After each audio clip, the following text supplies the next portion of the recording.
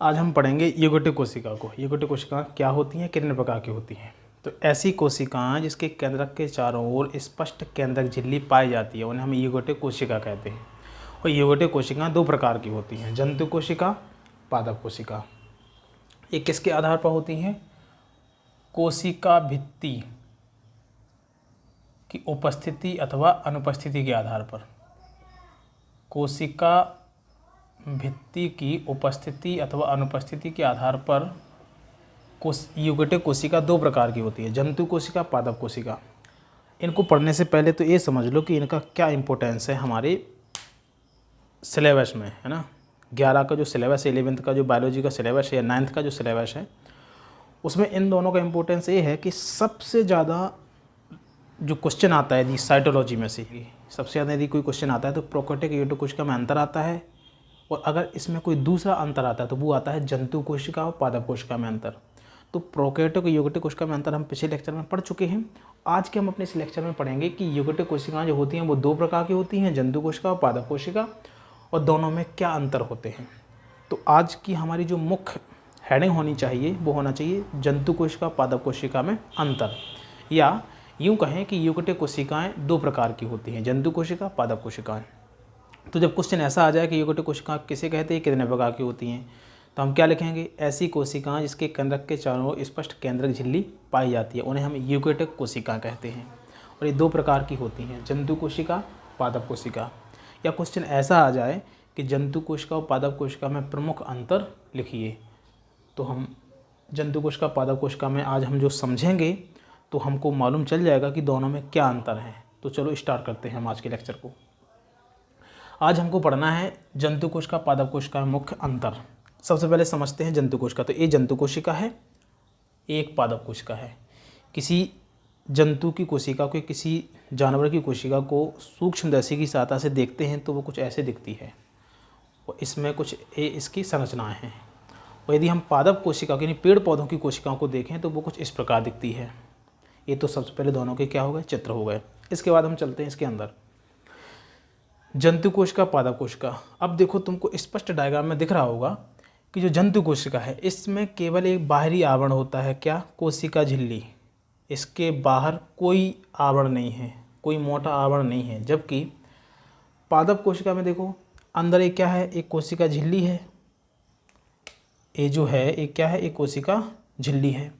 लेकिन इस कोशिका झिल्ली के बाहर एक क्या है, ये मोटा आवरण जिसको हम कोशिका भित्ति कहते हैं। तो पादप कोशिका में कोशिका भित्ति पाई जाती है, जबकि जंतु कोशिका में कोशिका भित्ति नहीं पाई जाती है।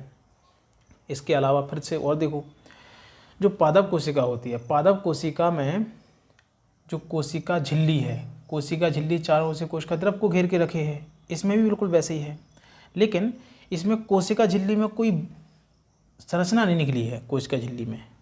लेकिन इसमें देखो, इसमें जो कोशिका झिल्ली है वो क्या करती है, ऐसे छोटे छोटे बलन बनाती है। बलन मतलब छोटे छोटे से संरचना विकसित करती है, जिसको हम क्या बोलते हैं, माइक्रोबॉडीज या माइक्रोबिलाई, सूक्ष्म काव्य इन्हीं को कहते हैं।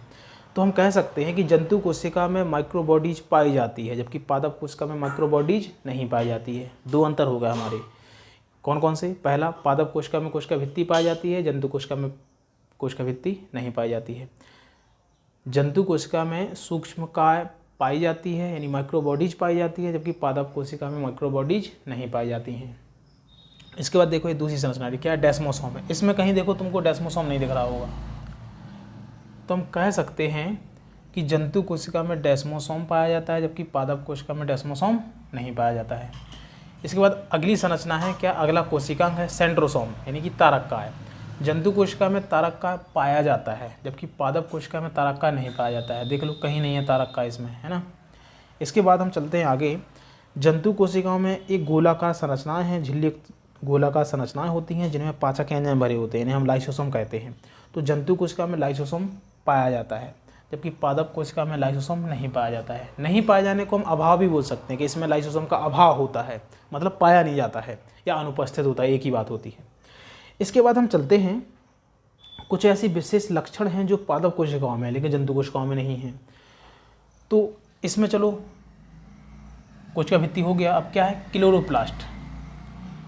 पादप कोशिका में क्लोरोप्लास्ट यानी कि हरित लवक पाया जाता है, जबकि जंतु कोशिका में कभी कहीं भी हरित लवक नहीं पाया जाता है। क्या होता है यदि हरित लवक पाया जाता है जंतु कोशिकाओं में?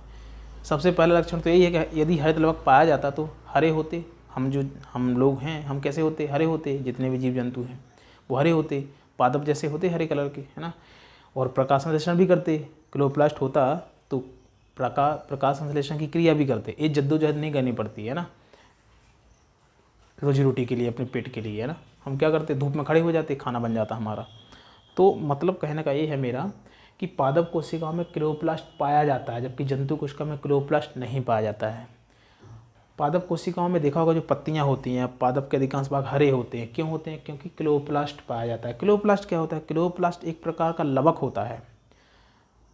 लवक केवल पौधों में जो पाया जाने वाला मुख्य लवक है वो क्लोरोप्लास्ट होता है। जंतुओं में क्लोरोप्लास्ट नहीं पाया जाता है। इसके बाद अगली संरचना क्या है? रिक्तिका। यहाँ पे तुमको थोड़ा सा ध्यान देना है। जो रिक्तिका होती है पादप कोशिका में पाई जाती है, जंतु कोशिका में नहीं पाई जाती है।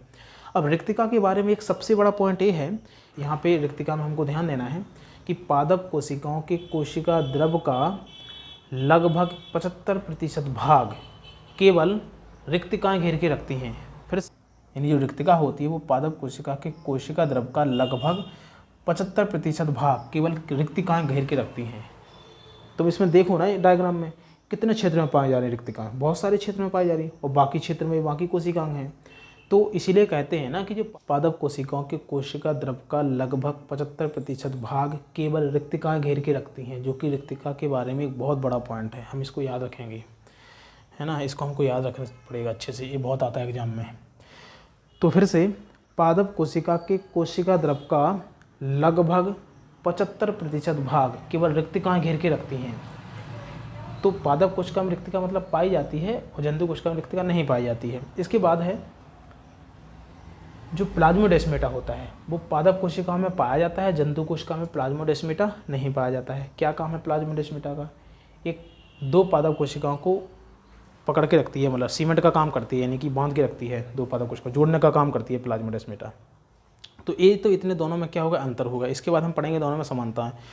दोनों में समानताएं बहुत सारी हैं, समानताएं भी बहुत सारी हैं। क्या समानता है दोनों की? दोनों यूकेटिक कोशिका है। सबसे पहली समानता यूकेटिक कोशिका क्यों है? क्योंकि देखो इसके केंद्रक के चारों ओर भी स्पष्ट केंद्रक झिल्ली है, और इसके केंद्रक के चारों ओर भी स्पष्ट केंद्रक झिल्ली है, यानी विकसित केंद्रक, यानी विकसित कोशिका है। तो दोनों यूकेटिक कोशिका हैं। पहली समानता तो ये है।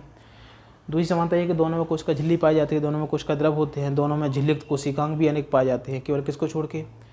इसमें पाया जाता है क्लोरोप्लास्ट, जबकि इसमें क्लोरोप्लास्ट नहीं पाया जाता है ना। इसमें लाइसोसोम होता है, जबकि इसमें लाइसोसोम नहीं होता है। कुछ ऐसे इसमें से रिक्तिका पाई जाती है, इसमें रिक्तिका नहीं पाई जाती। कुछ कोशिकांग हैं जो कि नहीं पाए जाते, तो वो दोनों में अंतर हैं।